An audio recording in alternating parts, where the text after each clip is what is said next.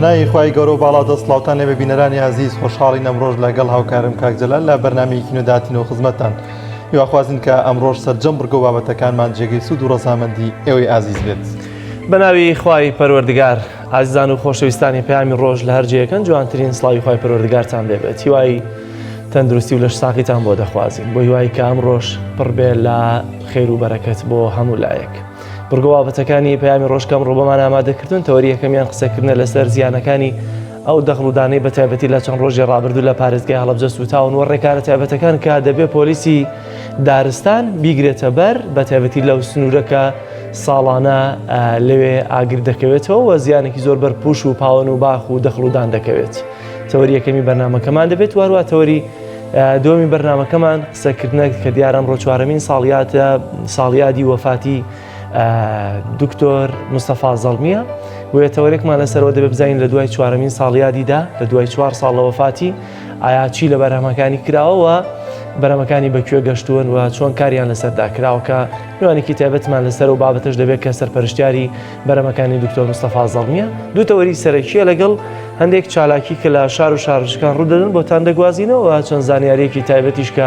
بۆمان ئامادە کردوون. بەڵێ دەستپێکیش دەچینە لای بڕگەی کەشوهەوا بزانین پێشبینیەکانی کەشوهەوایی شار و شارۆچکەکانی هەرێمی کوردستان ئەمڕۆ چەندە پێکەوە بینەری دەبین.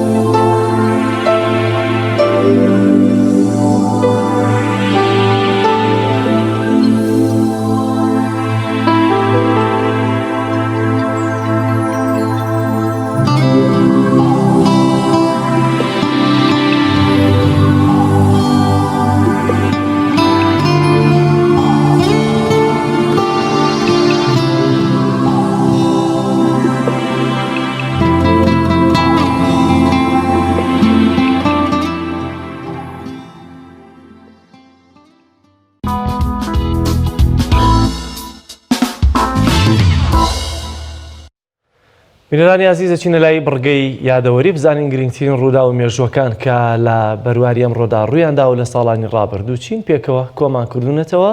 لە بڕگەی یادەوەریدا پێشکەشتان دەکەین.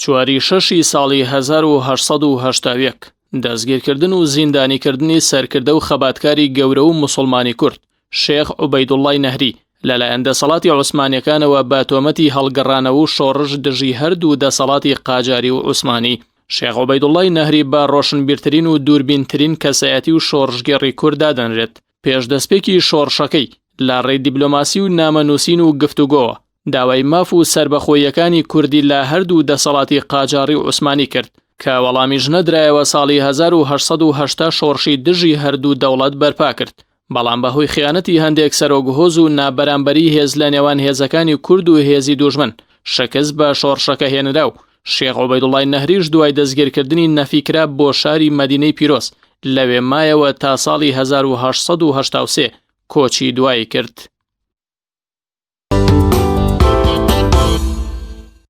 چواری شەشی ساڵی 2016 کۆچی دوایی زانە و نووسەر و ڕووناکبیر و شەرعزانی گەورەی کورد و جیهانی ئیسلامی پرۆفیسۆر و مامۆستای زانکۆ دکتۆر مستەفا زەڵمی لە تەمەنی 92 ساڵیدا و لە شاری هەولێر و ناشتنی تەرمەکەی لە شاری خورماڵی زێدی خۆی.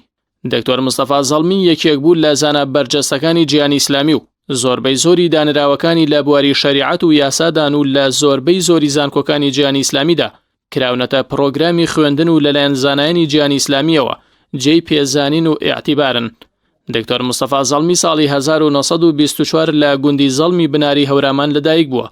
بۆ خوێندن گەلێک گوند و ناوچەی کوردستان گەڕاوە و ڕوبەڕووی زۆر ئازار و چەرمەسەری بۆتەوە. لە وڵاتی میسر 2 دکتۆرای بەدەستێناوە. ئەقڵ و ڕیفۆرم بنەمای نووسینەکانی دکتۆر مستەفا زەڵمین و واقیعانە بۆ ئیسلام و سەردەمی مسلمانانی ڕوانیوە. زیاد لە 60 کتێب و لێکۆڵینەوەی کاریگەری نووسیون. 18 جار لەلایەن زانکۆ و ڕێکخراوە ئیسلامی و عەرەبیەکانەوە خەڵاتی ڕێزلێنانی پێبەخشراوە.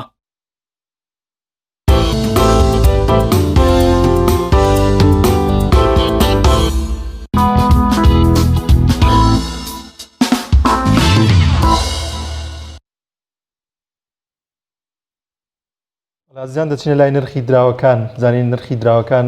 لە عێراق و لە هەرێمی کوردستاندا بەراورد بە دیناری عێراقی چەندە پێکەوە بینەری دەبین.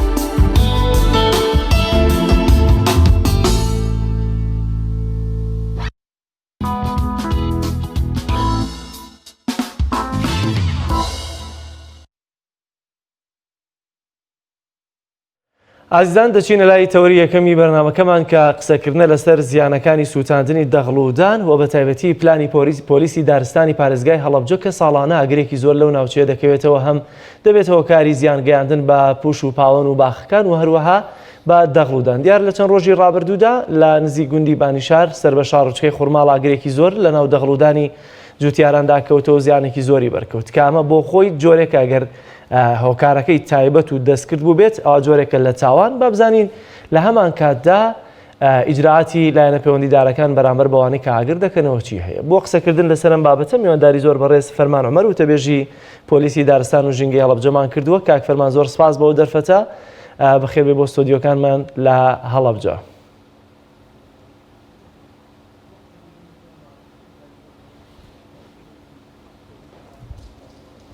سپاس بۆ ئێوە سڵاو لایەوە و لە بینەرانی بەڕێزی بەرنامەگەشتان.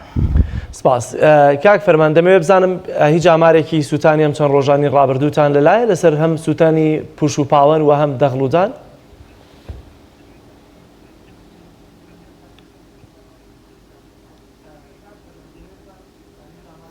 بەڵێ لە چەند ڕۆژی ڕابردوودا زیاتر لە سێ حاڵەتی ئاگرکەوتنەوە لە سنووری ناوچەکەماندا ڕوویداوە کە بۆتە هۆی سووتاندنی نزیکەی 300 دۆنم لە پوش و پاوان و دارستانی سروشتی کە زیانێکی زۆری بە ژینگەی ناوچەکە گەیاندووە. ئەمە سەرەتای دەستپێکی وەرزی ئاگرکەوتنەوە و ڕووداوەکانی ئاگرکەوتنەوەی لە ناوچەکەدا. ئەمریکا لە نزیک گوندی بانیشار لە شارۆچکەی خوڕماڵ ڕوویدا بە تایبەتی دەخلودانێکی زۆری جوتیاران سووتا. ئەم حاڵەتە چۆن بوو وایە کەس لەسەرەمە دەستگیر کراوە سکاڵا تۆمار کراوە ئیجراتەکان چین و بە تایبەتی ئێوە توانای لەو کاتانەیە حاڵەتە فریاکەوتنەکانتان چۆنە؟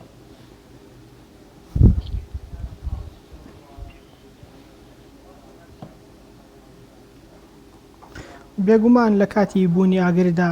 کە بە چاو ببیندرێت یاخود ئاگادار بکرێنەوە لەلایەن هاوڵاتیانەوە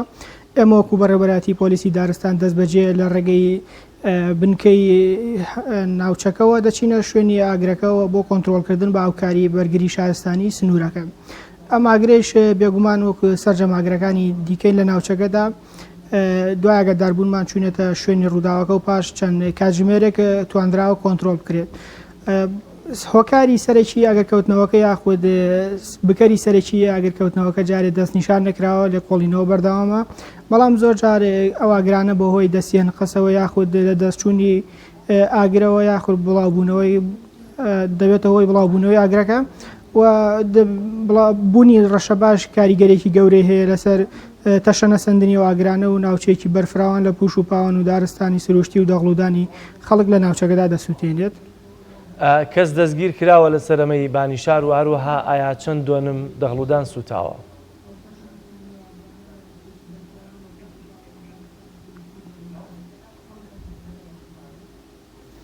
بەڵێ تا ئێستا هیچ کەسێک دەستگیر نەکراوە لێکۆڵینەوە بەردەوامە. زۆربەی ئەو ڕووداوە ئاگرکەوتنەوەانە ئەو کەسانی کەەوە هەڵاستن بۆ ئاگرکەوتنەوەانە لە شوێنێکەوە بێ ئاگریان لە دەست دەرەچێت، بەڵام تا ئێستا هیچ کەسێک دەستگیر نەکراوە لێکۆڵینەوە بەردەوامە. ڕووبەرێکی زۆر لە پوش و پاوە نسووتاوە هەروە دەغڵودان زیاتر لەلایەن بەڕێوەبەراتی بەرگری شارستانی لێکۆڵینەوە تەخمیناتی بۆ دەکرێت و دەرەشێ بە تاکو ئێستا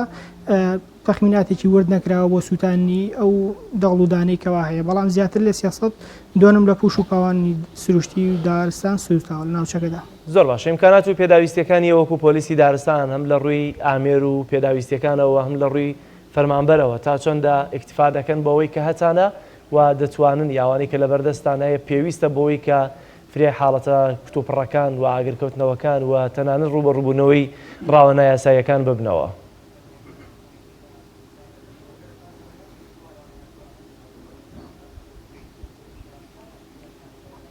بێگومان گرفتووی سەرەکی لەمپەری بەردەمکارەکانی ئێمە کەمی میلاکات و کەمی کارمەندە هەروە کەمی کەرەستە و ئۆتۆمبیل و ئامێری سەردەمیە بۆ کۆنتترۆلکردنی هەموو جۆرەکانی سەرپێچیکردن لە یاساکار پێکراوەکانی دارستان و ژینگەی هەرێم کە بریتین لە ڕووداوی ئاگرکەوتنەوە لە ڕووداوی لە وەرزی قەدەغی ڕاوماسی بۆ کۆنتترۆلکردنی قەدەغی ڕاوماسی هەروەها ڕێگریکردن لە سەرپێچیکاران لە کاتی ڕاوکردنی ئاژەڵ و باڵندە کێویەکاندا. ئەمانە گرفتی سەرەکین لە بەردەم بەرەو پێشچوونی کارەکانمانە هەروە کەمی ملاکات بەڕاستی ئاستەنگی گەورەی لە بەردەم بەرەو پێشچوونی کارەکانمانە لە سنووری پارێزگای هەڵەبجەدا دروست کردووە. زۆر باشە ببورم لە ئێستادا کە دیارە لە هەمان کاتە وەرزی ڕاوی ئایا یاسایی بەیان یاسایی وەرزی ڕاوی کە و ئەمانەیە ئێوە ڕێکارە تایبەتەکان چین کە دەیگرنە بەر و ئەوانەی بەتێبەتی سنوورەکە سنوورێکی بەرفراوان هەیە کە لەو بابەتیان ڕاوچیەکان دەتوانن یا مەودای ڕاوکردنیان هەیەوە کە و هەندێک باڵندەی دیکە هەن کە لە بەردەست بن بۆ ڕاوکردن. ڕێکارەکان چیتان گرتووەتە بەر؟ ئایا هیچ ڕێکارێک هەیە کە بە یاساییانە ڕاوچی بتوانێت ڕاو بکە؟ ئیجراعاتەکان چی نەگەر کەسێک ڕاوێکی نایاسایی بکایەوە بەرامبەری ئەنجامی بدەن؟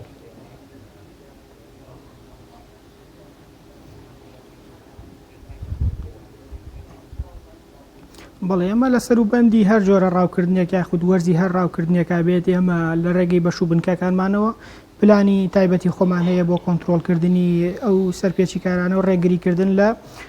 ڕاوکردن و تاکو ئێستا زیاتر لە دەیان جۆر لە باڵندە دەستی بەسەرا گیراوە کە لەلایەن ڕاوچیانەوە ڕاوکراون یاخود بووم بەسی ڕاوکردن براونەتە ناو سروشت و ژینگەی ناوچەکە ئەمانە دەستی بەسەراگیرەوە ڕوبەڕووی یاسایی دەکرێتەوە. زۆر باشە کاک فەرمان ڕێکار و ئیجراتەکان بەرامبەر ئەوانەی کە پوش و پاوان یاخۆت ئاگرێک دروست دەکەن بە عەمد بێ یا غێرە عەمد بێ بۆ نمونە کە جوتیارێک خۆی سەرقاڵی ئیشکردنە ئاگرێ دەکاتەوە لە پێناو دروستکردنی چایەکدا بەڵام دوجار لە بیری دەچیا بەر حاڵەتەکە بێ ڕەشەبابی ئاگر دروست دەبێت. ئەم جۆرە ئیجراتە یاساییانە کە بەرامبەریان ئەنجام دەدرێت چین؟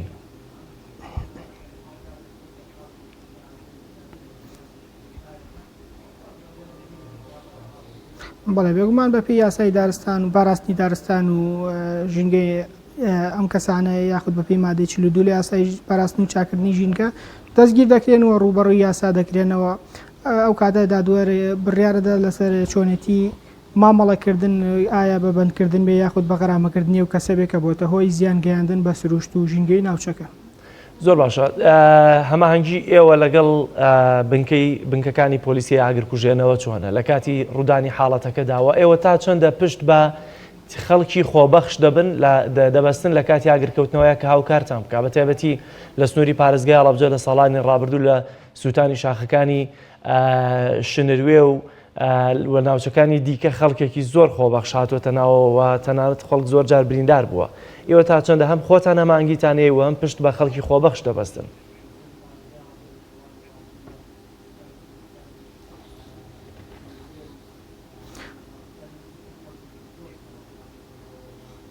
بەڵێ ئێمە لەگەڵ بەراتی بەرگری شارستانی هەڵەبجەدا هەمانگیری تەواومانەیە لە کاتی بوونی هەر ڕووداوێکی ئاگرکەوتنەوە لە سنوورەکەدا جاچ دارستان یاخود هەر شوێنێک بێکەوە پێویستی بە هەمانگی بێت بێگومان هەمانگی تەواومان هەیە و هاوکاری خەڵکی خۆبەخشیش یاخود خەڵکی ئەو گوندانە بێگومان جێگەی دەستخۆشیە و ئێمە هەڵمان داوە پێش دروستبوونی ڕووداوی ئاگرکەوتنەوە بە هەمانگی سەررجەم لایەنە پەیوەندیدارەکان بربەست یاخود ئاگربڕ بکرێت لە ناوچەکەدا بەڵام وەکو پێویست نەکراوە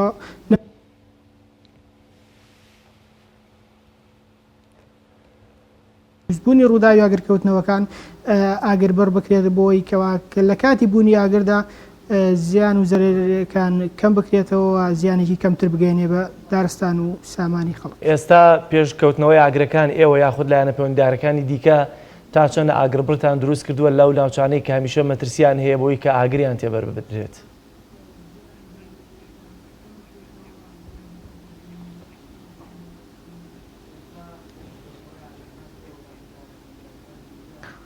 بەڕاستی لە ڕاستیدا ئێمە شتێکی ئەو تۆ نەکراوە لەم ساڵدا بەهۆی گرفت و کەمی بودجە هەروەها کەمی ئامراز و کەلوپەل کە پێ ناوچەکە شاخاویەوە بربەستی سروشتی گەورەی تێدایە کە وای کردووە نەتوانرێت بە تەواوی ئاگربڕ بکرێت هەروەها مەترسی ئاگرکەوتنەوە وای کردو نەتوانرێت بە ئاگریش ئاگربڕ بکرێت. بێگومانم ساڵی کەمترین ڕێژەی ئاگربڕ کراوە لە سنوورەکەدا مەگەر هاوڵاتیەک یاخود کەسێک بۆ خۆی بۆ پاراستنی باخەکەی یاخود دەقلودانەکەی ئاگربڕێکی کەمی کردوێ ئەجینا وەک بەڕێوەبەرەتیمان شتێکی ئەو تۆ نەکراوە تەنها یەک کەمپین هەبووە کە ڕاگەیەندراوە پاشان کۆمەڵێک خەڵکی ناوچەکە بە هاوکاری بەرگری شارستانی پۆلیسی دارستان هەڵمەتێکیان کردو بۆ ئاگربڕ لە سنووری ناوچەکانی خۆیاندا کە تەنها و حاڵەتە تۆمارکراوە لە ئێمە. واتان ساڵ مەترسی کەوتنەوەی ئاگر ئەگەر هاتو ئاگرش کەوتەوە مەترسی کەوتنەوەی سووتانی پوش و پاوەند زیاتر هەیە مادام چکە تاکە ڕێگە چارەسەر بۆ کۆنتترۆلی ئاگرەکان دروستکردنی ئاگر بڕاگەرم ساڵ کەمتر دروستکرابێ واتە گەر ئاگرێک کەوتەوە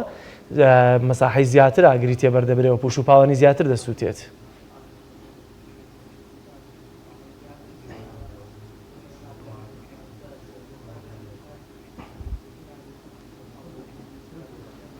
بێگومان ئەمە گرفتی سەرەکی بەردەمێ ئەمەیە پێش وەرزی پێشەوەی کەەوە سەرەتای ئاگرکەوتنەوەکان دەست پێ بکات وەرزی ئاگرکەوتنەوە ڕووبدات ئێمە ئاگاداریمانداوە کەمپینمان ڕاگەاندۆ بەڵام بە شێوەیەکی باش لایەنە پەیوەندیدارەکان هەروەها ئەنجومەنی گوندەکان و هاوڵاتیان نهاتوون بەدەم کەمپینەکەەوە بۆ هاوکاریکردن و دروستکردنی پێکاتەیەکی گەورە یاخود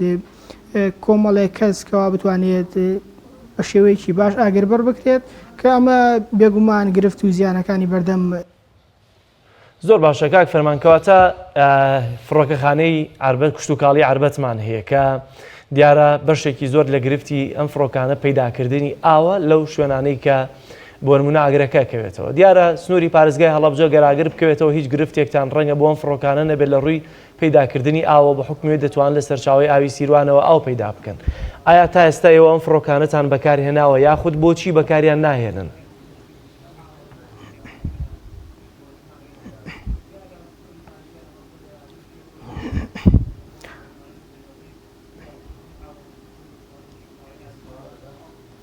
بەڵێ وەکو ئاگادار بینێمەوە فڕۆکەخانەی کشتتوکاڵی عربەت بۆ مەبەستی کشتتوکاڵی دەرمان ڕێژکردن بەکارێ بەڵام چەند هێلیکۆپتەرێک لە پارێزگای سلێمانی هەیە کە بۆ مەبەستی کۆنتترۆلکردنی ئاگر بەکارێ بەڵام تاکو ئێستا هیچ بەشداری و یاکچالەکیشان لە سنووریە مەدان نەبووە تەنها بەو هێزە مرۆیی و ئەو ئامراز و کەلوپە لە سەرەتایی و شێوازە دەستکردانی کەوا خۆمان بەکارێن و چەند ساڵە بەکارێنراوە هەوڵی کۆنتترۆلکردنی ئاگرەکان درراوە بۆچی تا ئێستا چالاکیان نەبووە و ئەگەر قرار بێت چالاکیان هەبێ دەبێت لەسەر داوای ئێوە بێت خودی پۆلیسی دارستان یاخود دەبێت بۆ نمونە خۆیان ئۆتۆماتیکی لە هەر شوێنێک کە حاڵەتەکە لە کۆنتترۆل دەرچوو بوو دەبێت خۆیان بچن بەدەمە شوێنەوە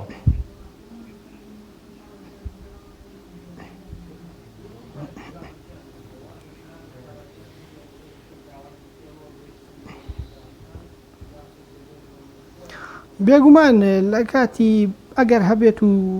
ئەوانە ئەو هەلیکۆپتەرانە یاخود هەر ئامڕازێکی تری سەردەمی دابین بکرێت بۆ هەر بەڕێوبەراتێک یاخود هەر پارێزگایەکە و کاتە توانرێت وەکو خۆی لە سنووری دەسەڵات و چالاکی خۆیدا بەکاری بێنێ بێگومان ئەو ئامراز و کەلوپەلا پێداویستیانە لە سنووری پارێزگاکەیە مەدانیە داواکردنیش لە سنوورێکی تر یاخود لە شوێنێکی تر لە ڕووی ئیجراتی ئیداری و یاساییە بێگومان کارڕایی خۆیەوێت تاگو ئێستا نەکراوە زۆر باشە کاک فەرمان دیارە وەک سەرەتا ژاماژت پێکرد بەرەبەرە بە بەرەو ئەوە چین کە ماوەی قەدەغەی ڕاوەماسی کۆتایی پێدێت و خەڵکێک بە هەندێک ڕێکاری و ڕێنمایی تایبەت دەتوانن ڕاوەماسی بکەن وا دەکەی کەی دێگلایی دەبێتەوە و ڕێنمایی تایبەتی ئەمساڵ چی هەیە بۆوانی کە دانێوە ڕاوەماسی بکەن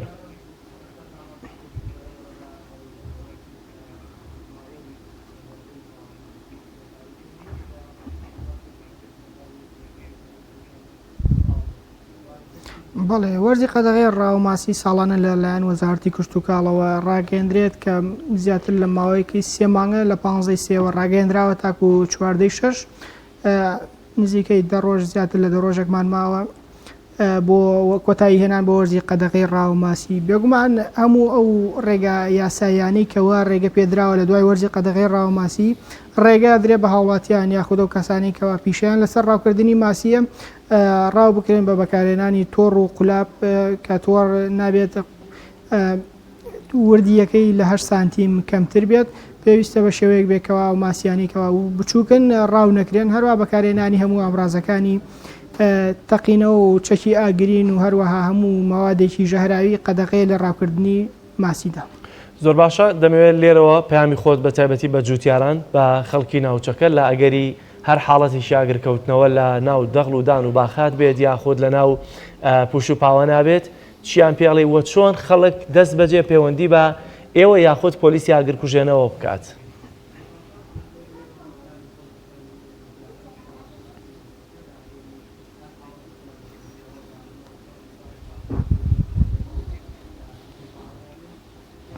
بەڵێ ئێمە داواکارین لە هاوڵاتیان و کەسانی کەوا سەرقاڵی دوورینەوەی بەرامەکانیانن بۆ ئەمساڵ هەوڵبەن زووتر بەرامەکانیان بچنەوە و ئاگاداری بەرامەکانیان بنوە پارێزگاری لێ بکەن لە ڕێی چاودێریکردنەوە چونکە بۆ هۆی بوونی ئاگرێکی کەم تەشەن ئەسێنێت وە ڕووبەرێکی زۆری پوش و پاوان و هەروەها خەرمان و خەلەی خەڵک دەسووتێ ئەمە گرفتی بەردەم کۆنتترۆلکردنی ئاگرەکانە بێگومان چاودێریکردنی خەڵک بۆ زەوی وزار و کشت و کاڵەکەی خۆی کارێکی باشە هەروەها پارێزگاریکردن لە سروشت و دارستانی ناوچەکە لە ڕێگەی نەکردنەوەی ئاگر و بەجێنێشتنی پاشماوەی ئاگرەکان ئەمە هاوکارێکی باشی ئێمە بێگومان بەڕێوەبەراتی بەرگەری شارستانی ژماری دیاریکراوە کە 115 بۆ ئاگادارکردن ئێمەش لە ڕێگەی بەش و بنکەکانمانەوە لە سنووری هەر ناحێ و هەر قەزایەکدا ژمارە تایبەتمانەیە هەروە لە ڕێگەی یەکە ئیدارەکانەوە توانێت ئاگادار بکرینەوە زۆر باشە، زۆر سپاس بۆ بەڕێز فەرمانەوەمەر و تەبێژی پۆلیسی دارستان و ژینگە لە هەڵەبجە. سپاس بۆی میوانی تەوەریەکەمی پەیامی ڕۆژ بوویت. وەڵێ بینەرانی عزیز دەچینە لای ناوبڕێک و دەگەڕێنەوە لاتەن.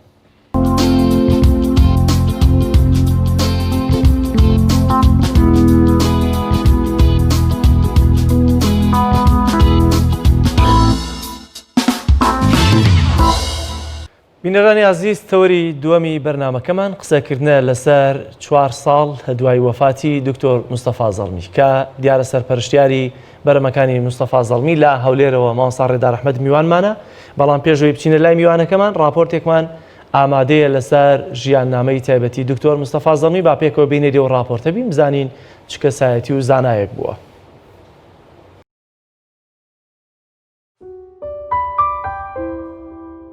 مستەفا ئیبراهیم محەممەد ئەمین،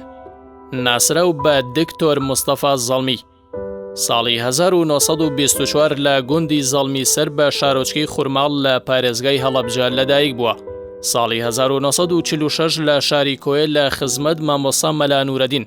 بەرای مەلای گەورە ئیجازەی علمی وەرگرتووە. تاقیکردنەوەی خوێندنی سەرەتایی و ناوەندی بە دەرەکی ئەنجام داوە و سەرکەوتوو بووە و ساڵی 1959 کۆتا پۆلی خوێندنی ئامادەیی لە شاری بەغداد خوێندووە و بە سەرکەوتووی تەواوی کردووە و ساڵی 1960 لە کۆلێژی یاسا وەرگیراوە.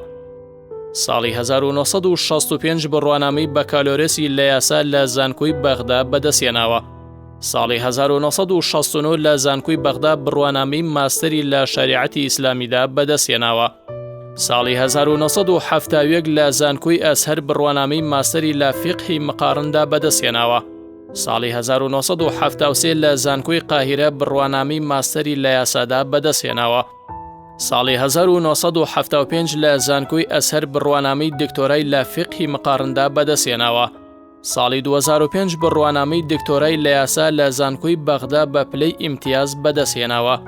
ساڵی 1946 تا ساڵی 1955 لە زەڵم بووە و دواتر لە سەرسیان و پاشان لە مزگەوتی مەلا ئەحمەدی هەرمەنی لە شاری سلێمانی وانەی بە فەقێ وتوەتەوە. لە ساڵی 1955 تا ساڵی 1972 وەک ئیمام لە سوپادا بووە. ساڵی 1976 تا ساڵی 2008 لە قۆناغە جیاوازەکانی زانکۆ وانەی وتۆتەوە تا پلەی ئوستاذ متەمەڕیسی پێدراوە. سەرپەرشتیاری زیاتر لە 100 نامەی ماستەر و دکتۆرا بووە لە شەریعەت و فەلسەفە و یاسادا. چەندین خەڵاتی ڕێزلێنانی لەلایەن ناوەندە زانستیە کوردستانی و عێراقی و جیهانیەکانەوە پێبەخشراوە. لەوانە ساڵی 1985 تا ساڵی 2015 خەڵاتی زانکۆی بەغدا، خەڵاتی بەرهەمی زانستی لە دیوانی سەرۆکایەتی کۆمارەوە، خەڵاتی دیوانی سەرۆکایەتی کۆمار و مەدالیای زانستی بە مەرسومی کۆماری پێدراوە. هەروەها خەڵاتی وەزارەتی خوێندنی باڵای عێراقی و خەڵاتی زانکۆی نەهرین و کۆلێژی پۆلیس و زانکۆی بەغدا و کۆلێژی حەدبا لە موسڵ و کۆلێژی زانستە مرۆیەکانی زانکۆی سەلاحەدین و خەڵاتی عەبدولعەزیز پارەزانی و گۆڤاری چەکوشی یاسا و کۆنگرەی بەرگری لە قورئان لە سلێمانی و خەڵاتی زانکۆی تکریت و خەڵاتی پەیوەندی جیانی دەرچوانی ئەسەر و خەڵاتی شێخی ئەزهەر و خەڵاتی هەڵمەتی بەرەنگاربوونەوەی توندوتیژی دژیژنان و خەڵاتی زانکۆی قەرەداخ و زانکۆی نەهرین و کۆنسۆلگەری دەوڵەتی فەلەستین لە هەرێمی کوردستان و خەڵاتی ڕێزلێنانی فەرماندەی سلێمانی هێزی پێشمەرگەی کوردستان و بڕوانامەی دکتۆرای فەخری لەلایەن زانکۆی سەلاحەدینەوە لە هەولێر و خەڵاتی پەیمانگەی زانستی کۆمپیوتەری هەڵەبجەی شەهیدی پێبەخشراوە. لە ساڵی 2007ەوە لە شاری هەولێر نیشتەجێ بووە. شەوی 4 ساڵی 2016 لە شاری هەولێر بۆ دوجار وەک جەستە ماڵئاوایی لە ژیان کرد و بەرهەم و کتێبە بە نرخەکانی تا هەتایە بە زیندوی لە نێو کۆڕی زانستخوازاندا دەمێنێتەوە و کەم کتێبخانەی گەورەی گیانی ئیسلامی هەیە کتێبی ئەوی پێ نەگەیشت بێت. لەسەر وەسێتی خۆی لە شارۆچکەی خورماڵ و لەسەر ئەرکی خۆی مەڵبندێکی ڕۆشنبیری بۆ توێژینەوەی یاسایی و شەرعی دروست کردووە و کتێبخانەکەشی کردوتە دیاری بۆ ئەو مەڵبەندە و هەر لەوێش بە خاک سپێردراوە. کۆی بەرهەمەکان کە بەیەکەوە چاپکراوە بە ناوی ئەلکامیل زەڵمی فی شەریعەتە وەلقانون، ئەم بەرهەمە 50 کتێبە و لە 24 موجەڵەدا پێکەوە کۆکراونەتەوە و زیاتر لە 7000 لاپەڕە دەبێت و بابەتەکانی قانون و شەریعە و فەلسەفە و منتیقیان لەخۆ گرتووە.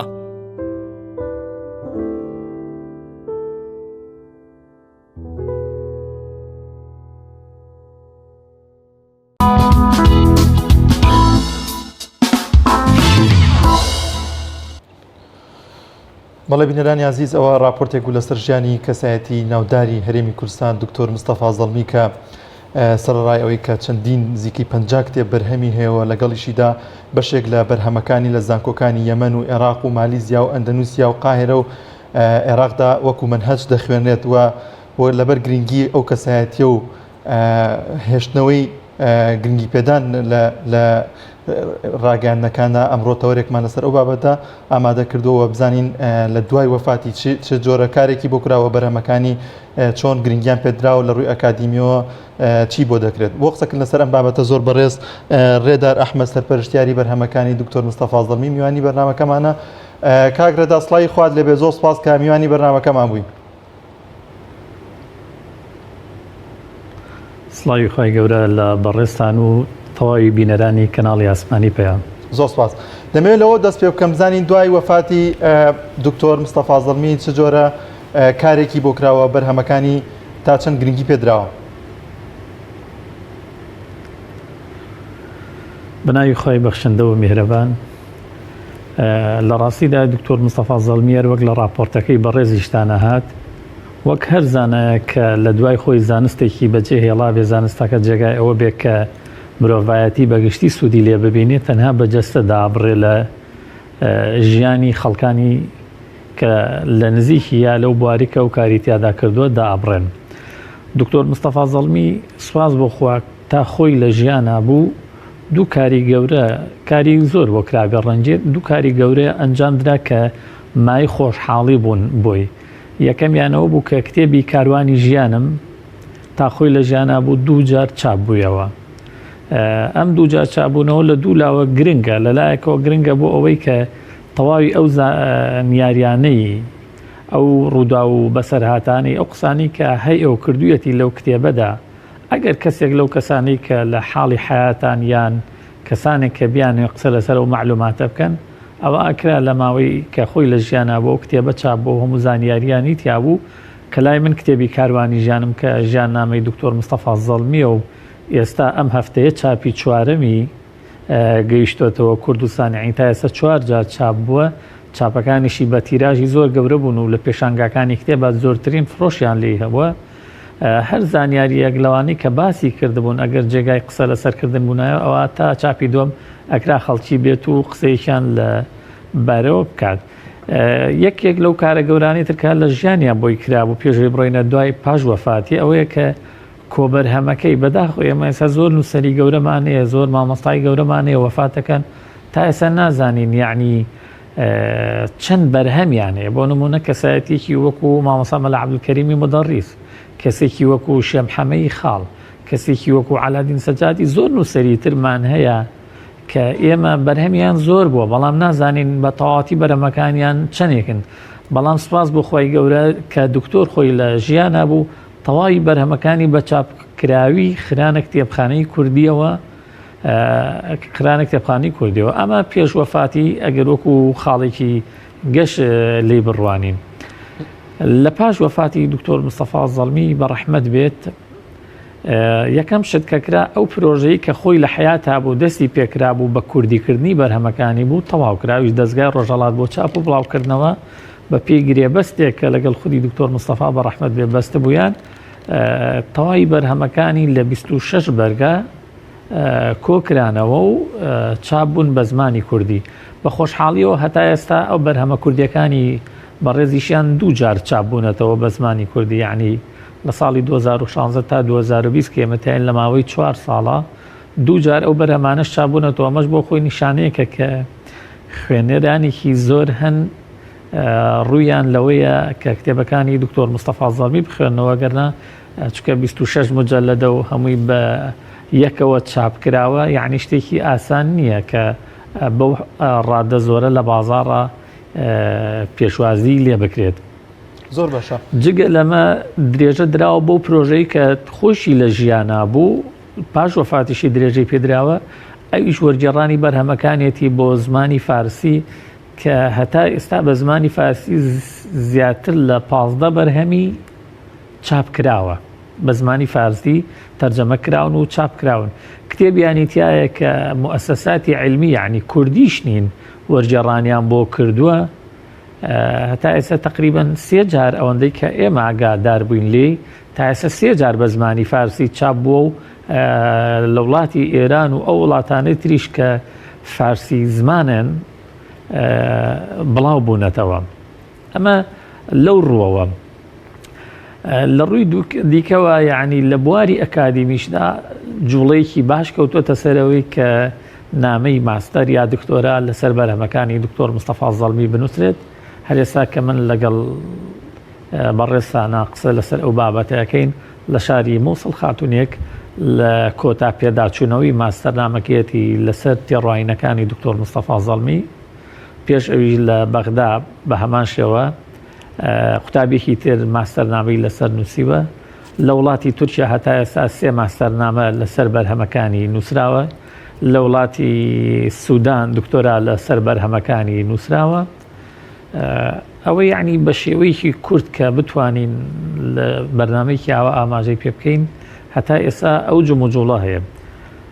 جموجوڵێکی تریش کە هەبێت بەو پێی کە من ماوەی 6 ساڵ لەگەڵ بەڕێزیانە ژیام و سەرپەرشتیاری کارەکانیم لە زۆر شوێنەوە کە کارێکیان هەبێت لەسەر نووسینەکانی جەنابی دکتۆر مستەفا زەڵمی ڕوومان لێنین. ئێستا لە وڵاتی تورکیا هەوڵ هەیە کە کتێب لەسەر دکتۆر مستەفا زەڵمی بە تورکی بنووسرێت پاشەوەی کە یەکێک لەو مامۆستا بەڕێزانە سەرپەرشتیاری نامەیەکی ماستەر بوو لەسەر دکتۆر مستەفا زەڵمی هەستی کردبوو کە ئەم زانایە وەکو پێویست لە وڵاتی تورکیا نەناسێنراوە ئێستا خەریکی نووسینی کتێبێکە. چەند مامۆستای تریش هەن لە زانکۆکانی ئەوێ کە زمانی عەرەبی ئەزانن پەیوەندیان لەگەڵ ئێمە گرتووە بۆ ئەوەی هەندێک سەرچاوە هەیە بیخەینە بەردەستیان هەتا وەکو چی بێتە تا بتوانن وەکو بۆ نووسینی کتێبەکانیان وەکو سەرچاوە لی سوودمەند بن. یعنی بەهۆی ئەوەی کە جەنابی دکتۆر مستەفا زەڵمی ئەو هەموو ساڵە لە خوێندن لە زانکۆدا مامۆسا بۆ سەرپەرشتیاری نامەی ماستەر و دکتۆرای زۆر کردووەکو لە راپۆرتەکەی بەڕێزیشتانە هاتبوو کە زیاترە لە 100 نامەی ماستەر و دکتۆرا سەرپەرشتیاری کردووە. ئەوانە کاتی خۆی لە هەموو وڵاتانی ڕەنگە ئیسلامیشەوە نەکرد عەرەبی خەڵک ڕووی کردووەتە زانکۆکانی بەغا بۆ خوێندن بە تایبەتی بۆ خوێندنی باڵا. لەبەرەوە ئێستا قوتابی دکتۆر هەیە ئوستازن لە زانکۆکانی بۆ نمونە ئوردن، یەمەن، سعودیە، قەتەر، مەغریب، یعنی زۆر وڵاتی ئاوا هەیە کە دکتۆر سەرپەرشتی بەرهەمەکانی کردوون و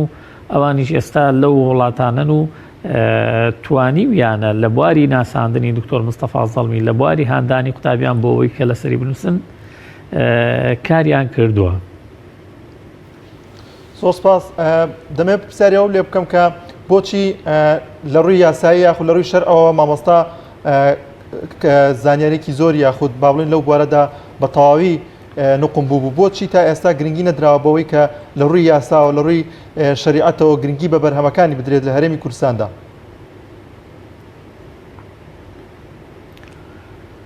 لە ڕاستیدا کاتی خۆی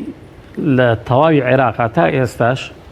لە 3 قۆناغی کۆلێژی یاسا کتێبەکانی دکتۆر مستەفا زەڵمیە خوێنران. یعنی ئەوانەی کە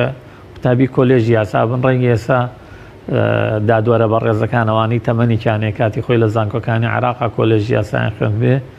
ئاگادار بن کە لە قۆناغی یەکەما کتێبی مەدخەلی دیراسەتی شەریعە الئیسلامیە ئەخوێنرا کە سەرەتا کتێبێک بوو باوەشی لەگەڵ دکتۆر عەبدولباقر بەکری هەبوو هەردووکیاندایان نابوو. بەڵام دواتر دکتۆر مستەفا زەڵمی خۆی بۆ خۆی کتێبێکی سەر بەخۆی دانا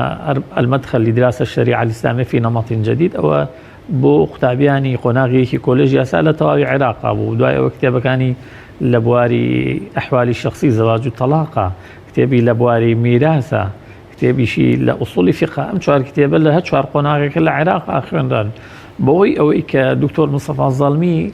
پابند نییە بە تەنها مەزهەبێکەوە ئەو دێدوەکو شریعەتی ئیسلامی بەگشتی 8 مەزهەبە هێنێت کە لە بەرهەمەکانیان بۆ چوونەکانیان لەسەر ئەو بوارانە ئەخاتە ڕوو. لەبەرەوە پێت سیر نەبێت کە لە شاری کەربەلا یان نەجەفیشدا کتێبی ئوسوڵی فقهی دکتۆر مستەفا زەڵمی بخوێندێت. پێت سیر نەبێت ئوسوڵی فقهەکەی دکتۆر مستەفا زەڵمی لە کۆلێژی ئیلاهیاتە لە زانکۆ لە تاران گرنگی پێ بدرێت و بخوێندرێت لە ئەسبابی اختلافی فقها کە دێت باسی بۆ چوونە جیاوازەکانەکە پێت سیر نەبێت کە لە مەشەد کتێبەکەی دکتۆر مستەفا زەڵمی بە زمانی فارسی تەرجەمەی بۆ بکرێت و چەندین جاریش چاپ ببێتەوە لەبەرەوەی دکتۆر مستەفا زەڵمی نووسینەکانی نووسینێکی زانستی ئەکادیمین سوودی لە تەواوی فقهی ئیسلامی بە مەزەبە جیاوازەکانی وەرگرتووە ئەوە کراوە. زۆر باشە بۆ بواری یاساش ڕەنگە تا ڕادەیەکی باش باری سەرنجەکانی وەرگیرا بن. بەڵێ فەرمە. زۆر باشە دێنەوە سەر و بابەتێک کە بە یاسی یاسا دەکرێت. تەبەن ڕوونتر هەمان پرسیاری هاوڕێم کاک دانیار بکەمەوە مامۆستا ڕێدار، ئایا لە کاتێکا لە تورکیا لە ئێران لە وڵاتە عەرەبیەکان ئەگەر سوود لە بەرهەم و لە زانستەکەی دکتۆر مستەفا زەڵمی وەربگیرێت بە تایبەتی لە ناوەندی زانکۆکاندا لە ڕووی یاساییەوە ئێمە جگە لە پارێزەرەکان کە هەندێکیان بۆ یاسای باری کەسیەتی بە تایبەتی دەگەڕێنەوە بە سەرچاوەکانی دکتۆر مستەفا زەڵمی، ئایا لە ناو خودی یاسا و دانانی یاسا و لە پەرلەمان و لە دادگاکاندا تا چەندە دەگەڕێنەوە بۆ زانست و زانیاریەکانی دکتۆر مستەفا زەڵمی؟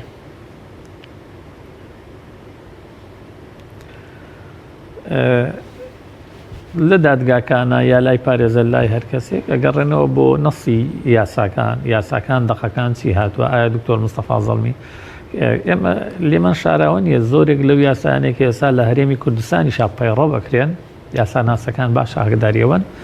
زۆریان ئەو یاسایانە کە کاتی خۆی لە سەردەمی حکوومەتە جیاوازەکانی عێراقا لە بەغا دانراون ئەو یاسانەیاڵێم کە ڕەبتێکی تەواویان بە ژیانەوە هەیە نەکەندە یاسای تازەکە دەرەچن یا هەموارەکرێنەوە. دکتۆر مستەفا زەڵمی بە پێی توانە لە دانانی ئەو یاسایانەیە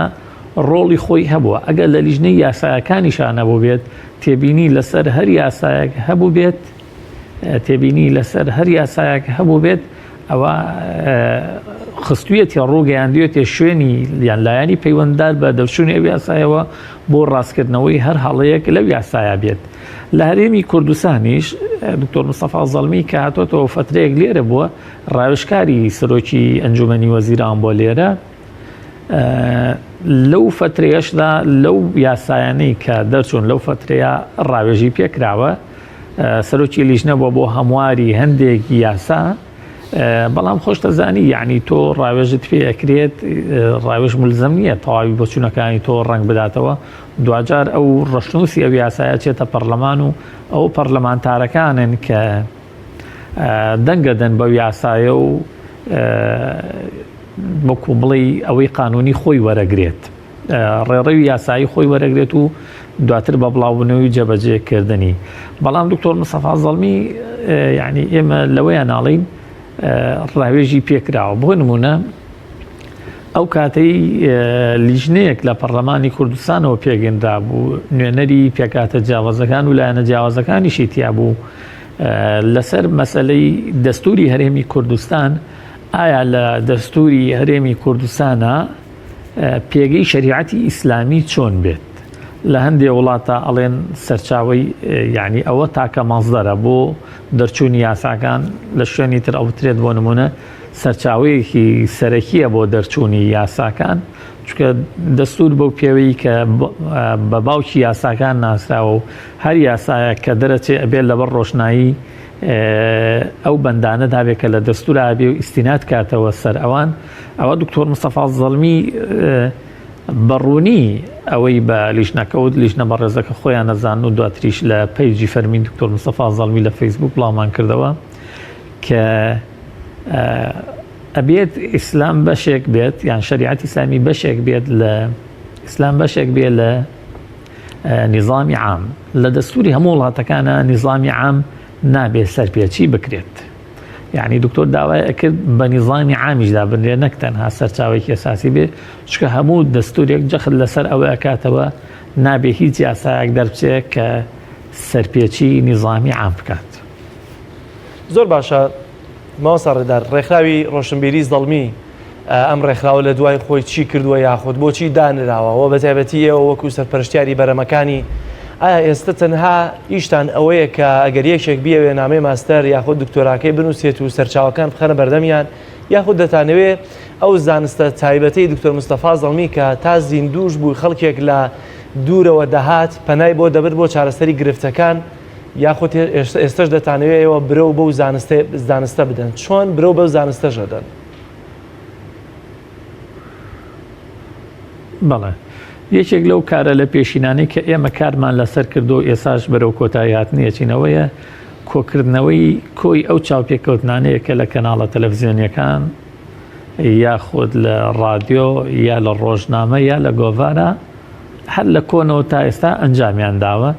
بۆ ئەوەی ئێمە پاش کۆکردنەوەیان و تۆمارکردنیان لەسەر یعنی بە کۆمپیوتەر هاتن نووسینەوەیان بزانین ئەوەی کە لە ژیاننامەکەیە باس نەکراوە لە شوێنی ترا باس کراوە ئەوانە بخەینە ڕوو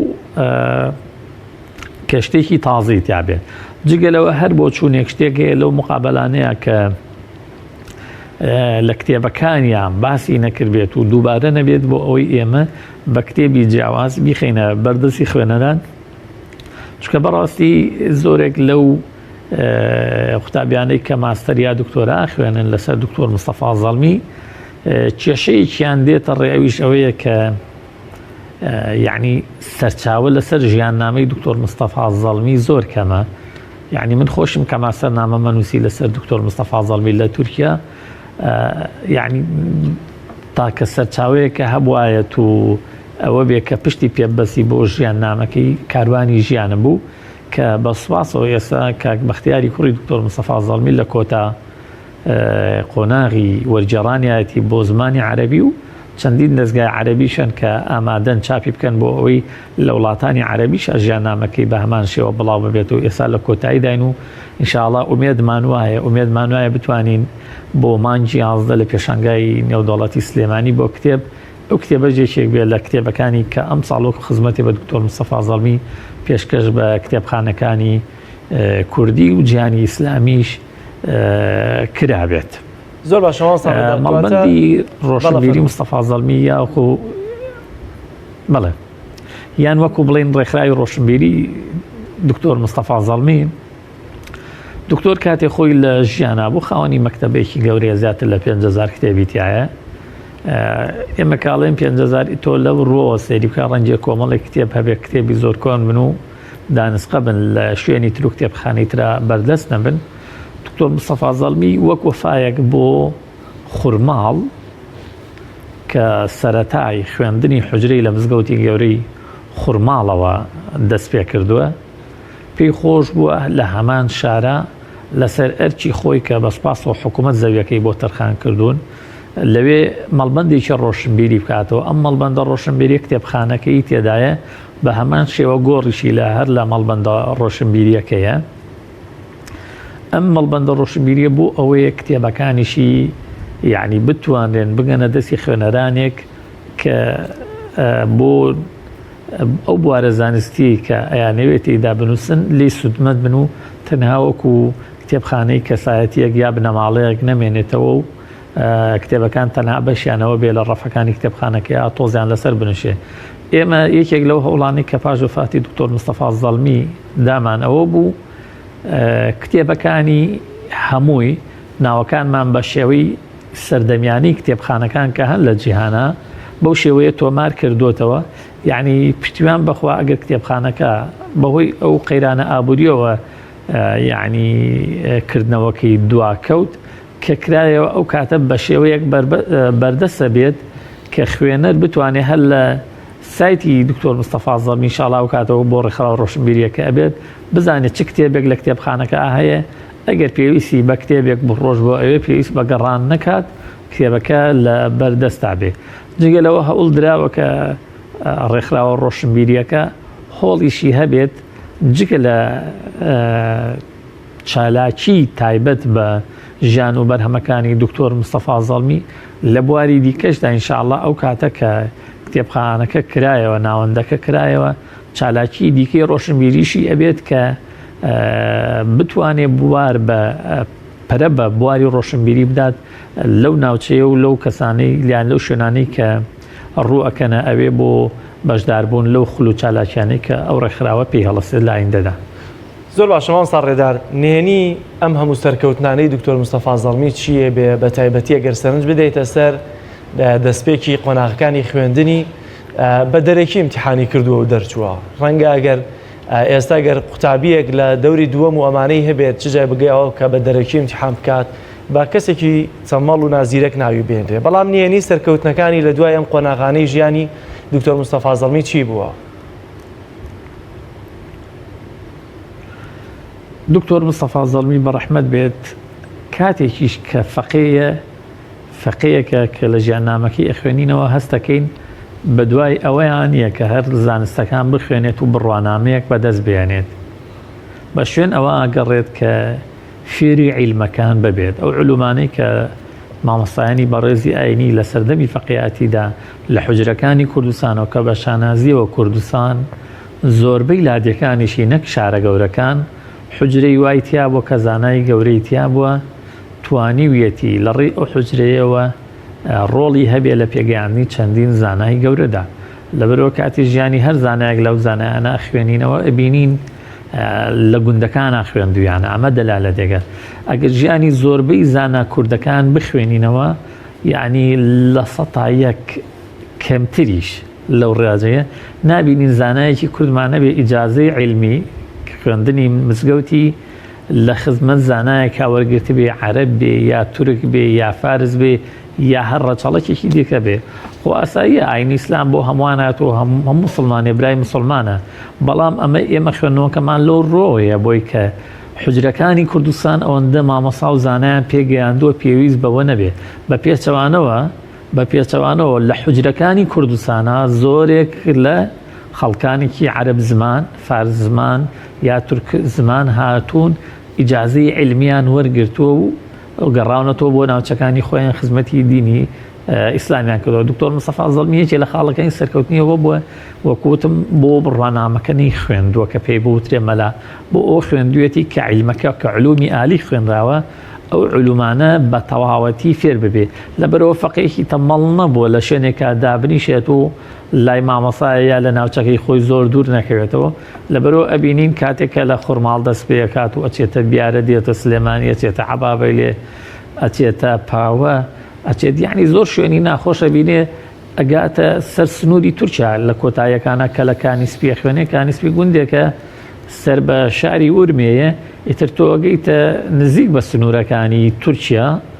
لەوێ خوێنێ بۆ ئەزانێ مامۆسایەکەوێ لەو علومەی کە ئەو پێیگەیشتووە لەو قۆناغی کە ئەو پێیگەیشتووە لە خوێندنەکەیە پێویستی بەوە هەیە بگاتە لای زانایەکی لەو شێوەیە لە دێبوکری مەهاباد دەخوێنێت ئەگەڕێتەوە بۆ گەڵاڵە یعنی ئەچێتە کۆیە ئەو مەڵبەندە زانستی ئەو شوێنانەی زانی بێتی زانای یعنی کۆمەڵێک زانای گەورە هەبوون ئەم لە زانستەکەی ئەوان بەهرەمەند بووە پەرەی پێداوە توانیوەتی خۆی پێ بگەێنێ خاڵێکی تر ئەوەیە زۆر مامۆسایانی ئاینی ئەمە کە ئەو زانستە ئالیانیان خوێندووە ڕەنگێک کەمتر لە بواری جێبەجێکردنە بەهۆی پابندبوونیان بە مەزهەبێک لە مەزهەبەکانەوە کە بە زۆریش لە وڵاتی خۆمانە لە وڵاتی کوردەواری مەزهەبی ئیمامی شافعی بووە یعنی گەڕاونە تۆ بۆ کتێبەکانی ئەو مەزهەبە بۆ وەڵامدانەوەی پرسیارەکان بەڵام دکتۆر مستەفا زەڵمی کە ئەچێتە خوێندنی قوتابخانە و چاوی زیاتر ئەکرێتەوە و ئەبینێت یاساکان ئەبینێت و ئاشنایەتی لەگەڵا پێیابێت ئەگەڕێتەوە بۆ فقهی ئیسلامی یعنی سەیرەکە ئێمە بە هەموو مەزهەبەکانەوە ئەتوانین سوودی گەورە بگەێنین بە بواری یاسا هەروەکو چۆن یاساش ئەتوانێت سوودمان پێ بگەێنێت لە بواری فقهیە لێرەوە دێتەوە ئەو زانستەی کە خوێندوویەتی لە یاسایە جێبەجێیەکە لە بواری شریعەتە ئەو زانستەی کە لە مەجالی شریعەتە خوێندوویەتی لە بواری یاسایە هەردووکیان گرێدا یعنی ئەم گرێدانیان بەیەکەوە خاڵێکی ترە لە خاڵەکانی سەرکەوتنی دکتۆر مستەفا زەڵمی خاڵێکی تری سەرکەوتنی دکتۆر مستەفا زەڵمی کە باسی بکەینەوەیە کەسێکی بوێر بووە یعنی جورئەتی هەبووە کە هەنگاو بنێت ڕەنگە زۆر مامۆسای ئاینیمانە زانستی زۆری پێبوو بێ بەڵام لەبەر ڕەچاوکردن و لەبەر چاوگرتنی سەردەمەکەی کە تیایدا بووە نەیتوانیەوە کۆمەڵێک لەو شتانەی کە قەناعەتی کولیشی پێی بووە هەنگاویان بۆ بنێت و جێبەجێیان بکە بەڵام کەسێکی وەکو دکتۆر مستەفا زەڵمی لە سەردەمێکە یعنی بەهۆی بارودۆخی ڕۆشنبیری یا بارودۆخی زاڵی ئەو سەردەمەوە وا سەیری خوێندنی قوتابخانەکان کراوە کە شتێکی حرام بێ بەڵام ئەو مەلایەک بۆ هاتووە سەیری کردو ئەوانەی کە لە قوتابخانە ئەخوێندێن زۆر لە ڕووی فێربوونەوە ئاسانترن لەوەی کە فەقەیەک لە حوجرەکانە ئەی خوێنێت لەبەرەوە هاتووە بۆ ئەوەی ئەو تانیە نەدێت کە مامۆسای ئاینی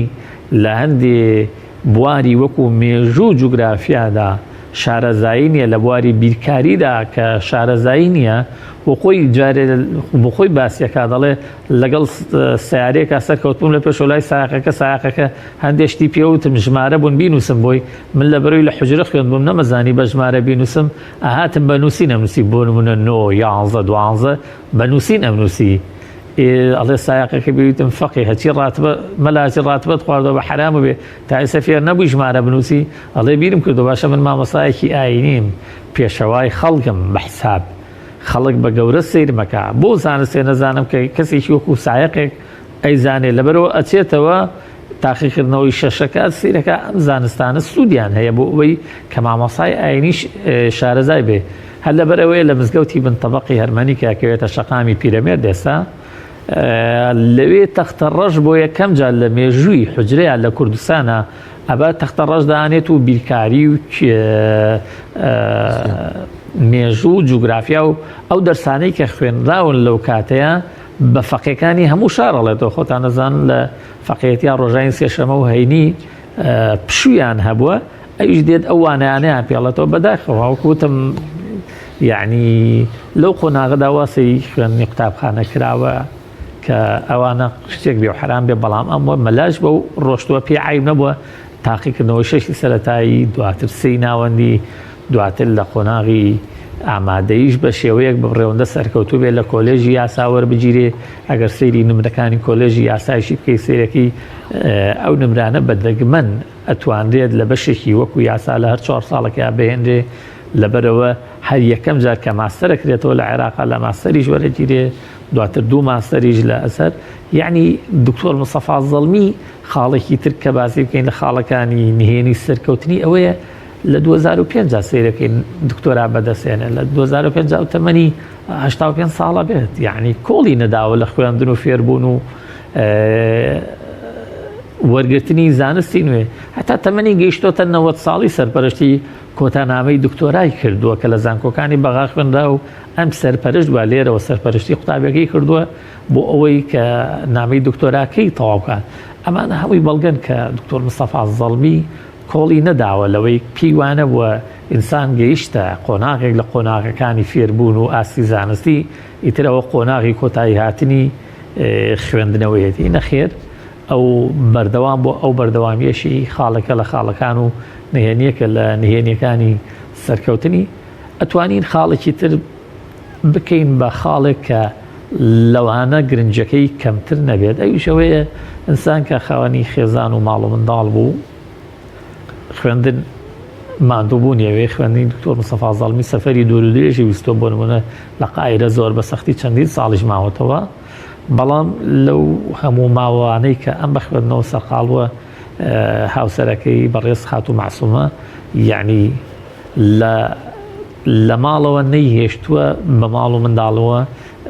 ئەوە دیار بێت کە دکتۆر مستەفا زەڵمی لە خوێندنە و لە ناویانانیە ئەمە لە ڕوویەک لە ڕوویەکی تریشەوە وای کردووە کە دکتۆر مستەفا زەڵمی ئەوەندە مێشکی ئیسراحەت بێت و ئەوەندە لە ڕووی دەرونیەوە مرتاح بێ بتوانێت سەرکەوتوانە درێژە بە خوێندنەکەی لە غەریبی ئەبدا بە ئیمکانیەتێکی کەمەوە کە هەیان بووە ڕەنگە و ئیمکانێتە مقارنە بەو کاتی ژیان و بە ژماری خێزانیان ئەگەر بەراوردی بکەی زۆر کەموو بێت بەڵام ئەو توانی وێتی لە پشتی دکتۆر مستەفا زەڵمی بێت نەیەڵێ دکتۆر مستەفا زەڵمی هەست بەوە بکات کە ئەمان ناڕەحەتن پشتیوانی بێت لەوەی کە لە خوێندنەکەیان سەرکەوتوو بێت زۆر باشە مامۆستا ڕێدار من دەمەوێت بزانم ئێستا لە دوای وەفاتی خۆی هیچ پاڵپشتیەکی دارایی یاخود لایەنە پەیوەندی دارە حکومیەکان هەیە بۆ ئەوەی کە زیاتر سوود لە بەرەمەکانی دکتۆر مستەفا زەڵمی وەربگیرێت و برەویان پێ بدرێ هەم بۆ ناو هەرێمی کوردستان خۆمان و هەم بۆ ئەوەی کە زیاتر بە وڵاتانی دیکەدا بناسیێنرێن.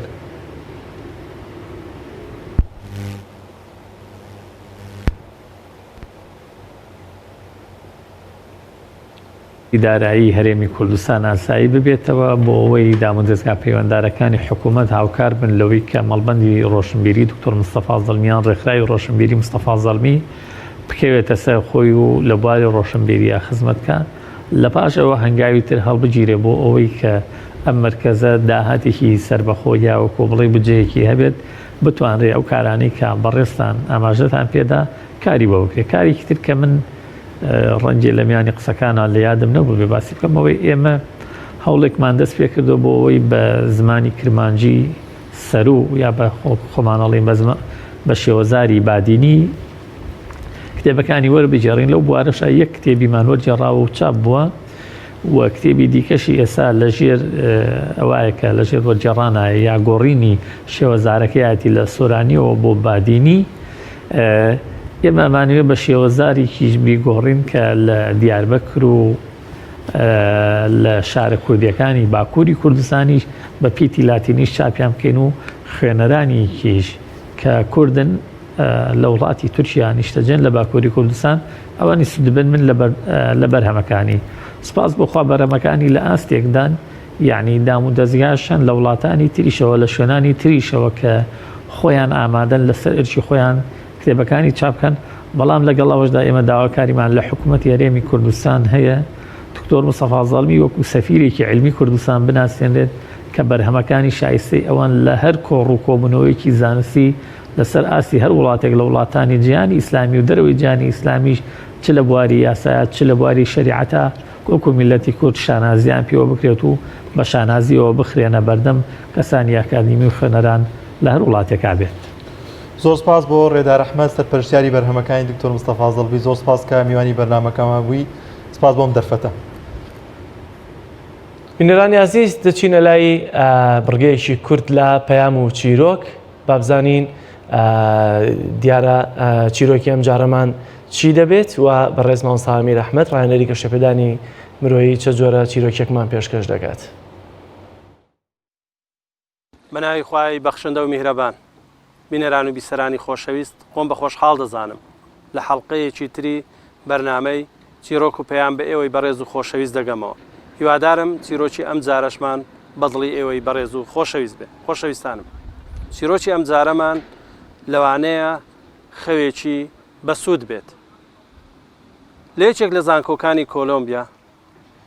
لە یەکێک لەوانەکان لەوانەی بیرکاری یەکێک لە قوتابیەکان لە پەرخۆی دەکا بە قاعی وانەوتنەوە کاتێک دەچێتە ژوورەوە دیارە پۆلەکە زۆر قەڵەباڵغە قاعەکە زۆر قەڵەباڵغە دەچێت لە پشتەوە دادەنیشێ و لەوێ لەبەرەوەی زۆر ڕقی لەوانەی بیرکاریە خەودای دەگرێت و خەو دەیباتەوە. کاتێک دوای تەوابوونی وانەکە خەبەری دەبێتەوە سیر دەکات دوو پرسیار دوو شیکار لەسەر سەبوڕەکە بەجێهێشتراوە و مامۆستا دکتۆر قاعەکەی بەجێهێشتووە. ئەوە هەز دەکا ئەم پرسیارانە وەکو واجبی ماڵەوەیە کە مامۆستا داوێتی بە خوێندکاران لەبەرەوە پرسیارەکان بە خێرایی لەسەر وەرقەیەک دەنووسێت و بەرەو ماڵ دەڕواتەوە. دوای گەیشتنی بە ماڵەوە ناو کتێبخانەکەی هەرچی مەصدەر هەیە دەیهێنێت بۆ بەیانی بۆ ماوەی 4 ڕۆژ سەردانی کتێبخانەی زانکۆ دەکات بۆ ئەوەی وەڵامی ئەم پرسیارانەی دەستکەوێت. بەڵام دوای 4 ڕۆژ هەوڵ و تێکۆشان تەنها یەک پرسیار دەتوانێت شیکار بکات. دوای شیکارکردنی پرسیارەکە لەسەر 7 پەڕەی کاغەز وەڵامەکان بۆ دکتۆر دەباتەوە. کاتێک وەڵامەکان دەبا بۆ دکتۆر پێی دەڵێ دکتۆر گیان ئەوە وەڵامی پرسیارەکانە بەڵام لە دوو پرسیارەکە تەنها یەک پرسیارم زانی وەڵامی بدەمەوە. بەڕاستی دکتۆر پرسیارەکان زۆر گران بوون. بەڕاستی داوا لێ دەکەم جاری تر پرسیاری ئاسانترمان بۆ بێنی واجبی ئاسانترمان بدەیە. بەڵام دکتۆر سەری دەسوڕمێ بەڵێ کوڵم پرسیاری چی؟ شیکاری چی؟ بەڵام خوێندکارەکە دەڵێ ئەو ڕۆژە فلان ڕۆژ 6-7 ڕۆژ پێش ئێستا ئەو دوو پرسیارەی لەسەر سەبوڕە نووسی بوو داوا نەکرد کە ئێمە وەڵامیان بدەینەوە نەتکردە واجبی ماڵەوە. دکتۆر کە کاتێک تەمەشای وەرەقەکان دەکات و تەمەشای شیکاری خوێندکارەکە دەکات تەمەشا دەکات ڕاستە پرسیارێکیانی وەڵام داوەتەوە شیکارێکی زۆر زانستیانەی بۆ کردووە. بەڵام دکتۆر لێ دەپرسێ دەڵێ کوڕمە تۆ چۆن وەڵامت داوە؟ ئەی دکتۆر لەو تۆ واجب نەدابوونێ؟ بەڵام دکتۆر بەسەر سوورمانەوە وەڵامی داتەوە دەڵێ کوڕم ئەی من پێم نەگوتن ئەم دوو پرسیارە پرسیاری شازن هەتا ئێستا زانست نەیتوانیوە وەڵامی ئەم پرسیارانە بداتەوە. ئەمانە وەکو دوو پرسیاری نەبوونی حەل بۆیان نەبوونی شیکار بۆیان وەکو نمونە بۆ ئێوەم هێناوە کە من پێم گوتن ئەمە شیکاریان نییە هەتا ئێستا زانست دەستە و دامێنە بەرامبەر ئەم پرسیارانە بەڵام دکتۆر من دانەیەکیانم شیکار کردووە دکتۆر تەکە سەیری دەکا ڕاست دەکا شیکارێکی زانستیانەی بۆ کردووە لێرەوە تێدەگەین خۆشەویستانم ئەگەر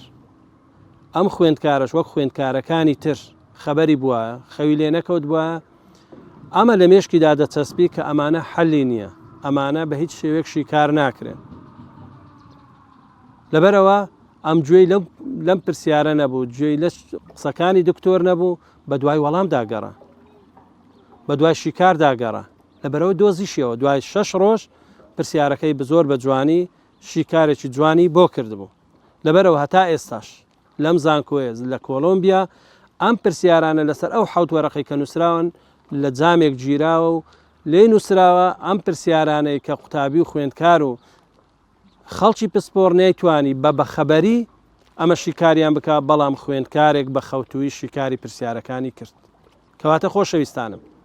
زۆر لە ئێمە کوشتەی ئەم وەڵامانەین کوشتەی ئەم پرسیارانەیە کە ئەمانە حەلی نییە ئێمەش بێ ئەوەی هەوڵ بدەین بێ ئەوەی توی کۆشام بکەین بێ ئەوەی شەونخۆنی بکەین بۆ ئەوەی بە زۆر ماندوو بینیم بە دوای وەڵام دابگەڕین وازی لێدێنین و پرسیارەکان بە نەزاندراوی دەمێننەوە کەواتە با ئێمە هەمیشە ئەگەرەکانمان فراوان بکەین ئێمە هەمیشە بە دوای وەڵامەکان دابگەڕین ئێمە هەمیشە خواتوانایەکی وای پێداوین کە دەتوانین ئەو نەزاندراوانە حەل بکەین کەواتە با هیچ کاتێک جیرۆدەی ئەوە نەبین کە ئەمانە حەلیان نییە ئەمانە شیکار ناکرێن ئەمانە بێوەڵامن ئەمانە کەس نایانزانێ بەڵکو ئەوانەی کە ئێستا ئەو داهێنانانەی مرۆڤایەتی ئیسراحەتی لەبەر کردووە ئەو داهێنانەی مرۆڤایەتی لەبەر سوودەکانی حەساوەتەوە هەر کاتێک بۆ نەزاندرا بووە کاتێک بۆ کەس نەیزانی و ئەمانە ئەمە کارەبا ئەمە یاساکانی گردردون ئەمە مرۆڤزانی ئەمە یاساکانی دەروونزانی ئەمە یاساکانی بیرکاری ئەمە سەرجەم یاساکانی تر کە کاتی خۆی مرۆڤ نەیزانیوە پەی پێ نەبردووە بەڵام تەمەشا دەکەین دواتر حەلی بۆ دانا و شیکاری کردووە و گەیشتونە ئەنجامێکی زانستیانە هیوادارم بە دوای وەڵامە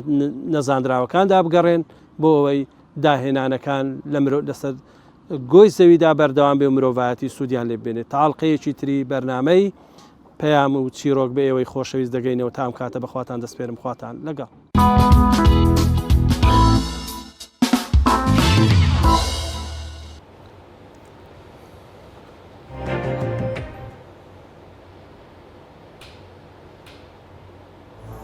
بەیانمەتی هاوکارانمان بەرنامی ئەمڕۆژمان پێشکەش کردنی واخوازین سەرجەم بڕگە و بابەتەکانمان جێگەی سوود و ڕەزامەندی ئێوە بوو بێت تا بەرنامەیەکی دیکە بەخواتان دەسپێرین خواتان